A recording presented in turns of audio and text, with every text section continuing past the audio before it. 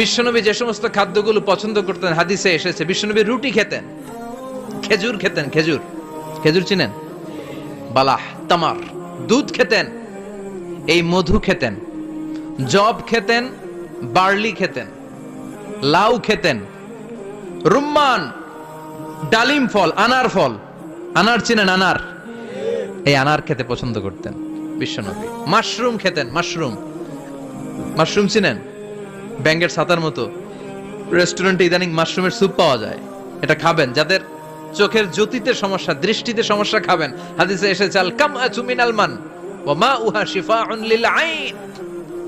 Mushroom হলো মান্না সালোয়ার মতো খাবার। মাশরুমের স্যুপ যারা খাবে, চোখের জ্যোতি যাদের কম, তাদের চোখের জ্যোতি বাড়িয়ে দিবে কে?